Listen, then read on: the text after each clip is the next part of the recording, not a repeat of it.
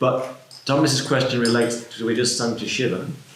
So the mantra is Namaste Astu Bhagavan Vishveshwaraya Mahadevaya Triambakaya Tripurantakaya Trikalagnikalaya Kalagnirudraya Nilakantaya Mrityunjayaya Sarveshwaraya Sadashivaya Shriman Mahadevaya Namaha.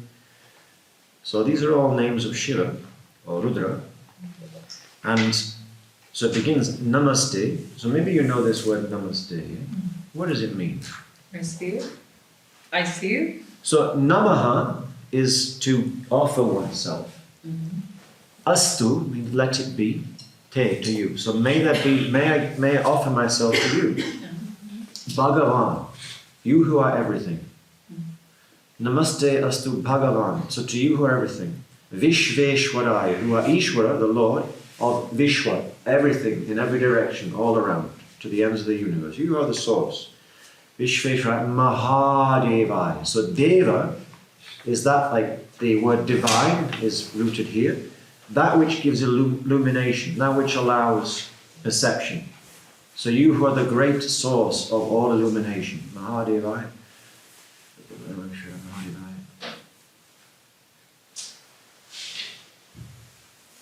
Tripurantakaya, Trikalnikalaya, Triambakaya. Triambakaya. Have you heard of Triambaka? No. So Triambaka, can you guess what Triam means? Three. Yeah. So Triya and Ambaka, three-eyed.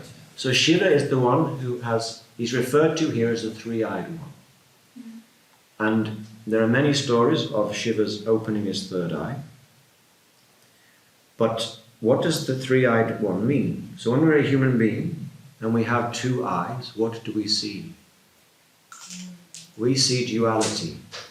We see night, day, I like, I don't like, hot, cold. We see these pairs of opposites and we see duality.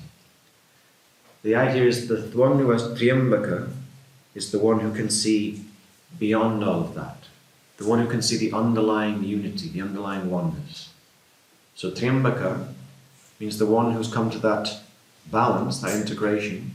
So we no longer see duality. We see the Bhagavan Vishveshwara aspect, the totality aspect. Is Triambaka. Triambaka.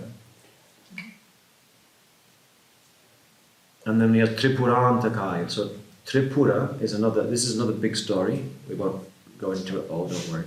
But there is a story where there is this Asuric force, this veiling force.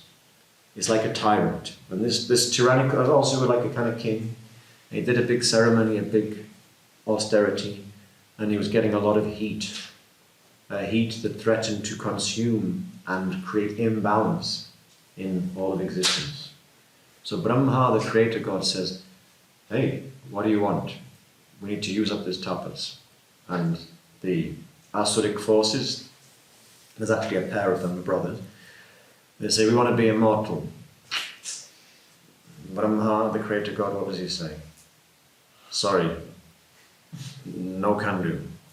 Everything that is born will die, including me. I can't give you what I don't have, so ask again.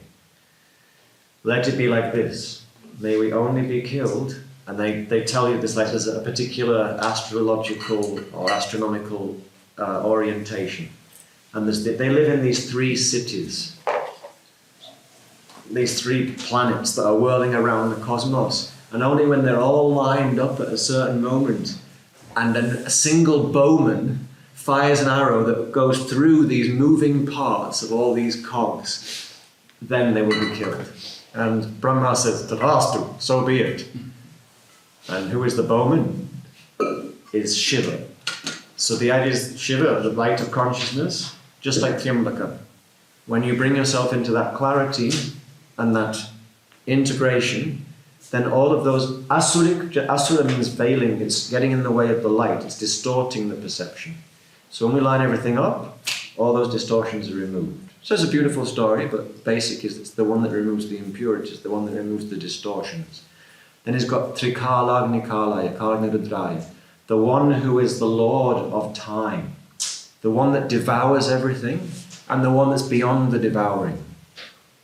So the one that is the source of all change and the one that is changeless. Neelakanthai, the one who has the blue throat.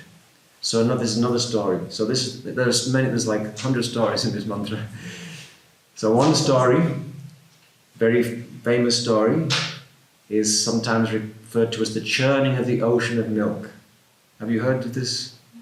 The Kshira Sagara, Kshira meaning milk and Sagara meaning ocean. The ocean of milk is the brain, symbolically.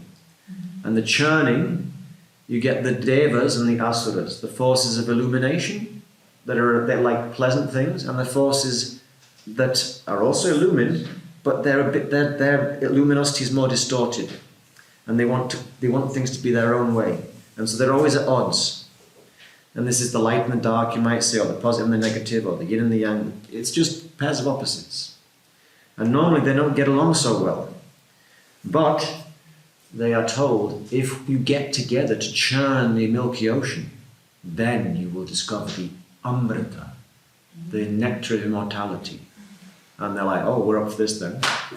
And so they get together, and they use Vasuki, Lord of the Serpents, as the rope.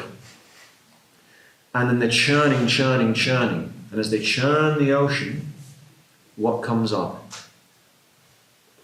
All sorts of precious things, all sorts of jewels and gems, but also hala, the deadly poison.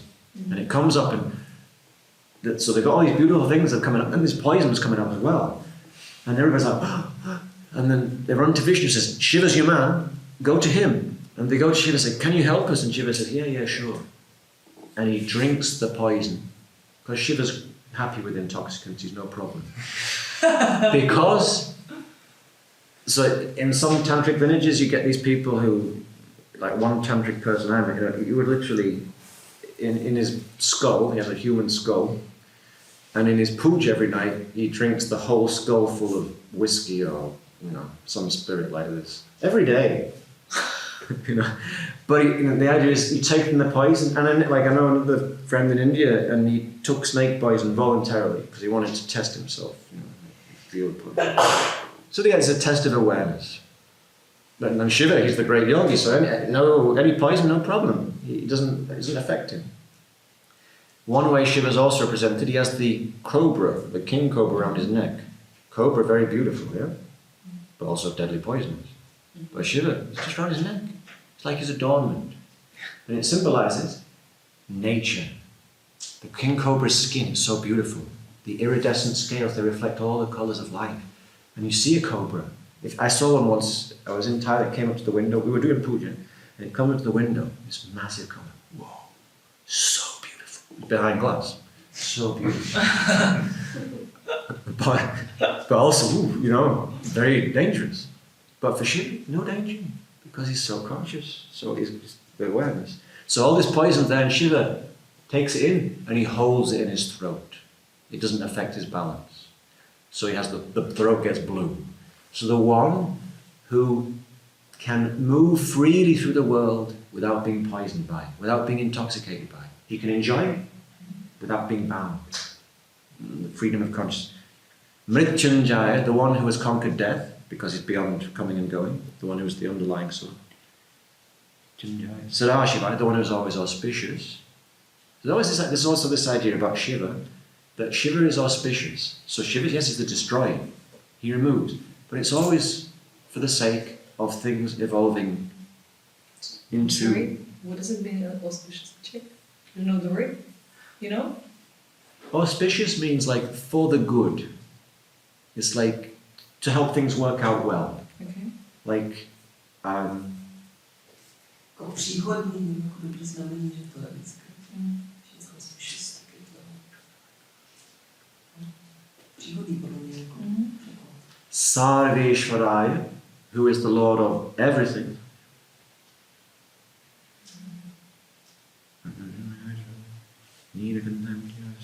Sadashiva. Sriman Mahadevaya Namaha. To that Shiva we bow. Short version. Yeah. Thank you. Yeah, very nice.